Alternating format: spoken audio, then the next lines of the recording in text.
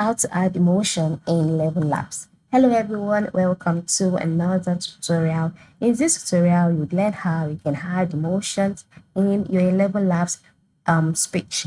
So how do you do that? The first step is for you to log in into your Elevenlabs account, just like I've done here. And so once you're logged in, by the top left corner, you can see the Elevenlabs logo and you can see a sidebar.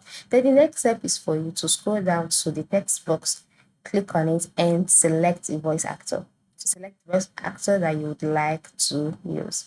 Now, one thing you must notice is that in order to make your voice sound emotional on Elevenlabs, you'd have to play around the settings since there is no direct way to do it. So the first step would be for you to write your text after selecting your voice actor. Then you can make use of context, okay?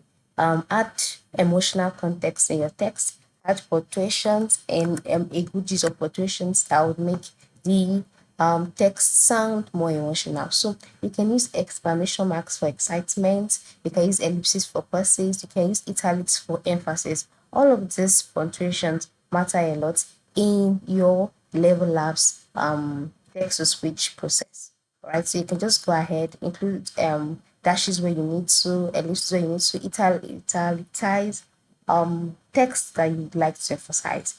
And then once you're done with that, move to the bottom part of the text box again and click on your settings option. Then by the right side of the screen, a drop down menu will appear. In this menu, ensure you reduce stability in order to make the voice sound more emotional. And what you can do, once you've done that, move to the style exaggeration and exaggerate the style a little.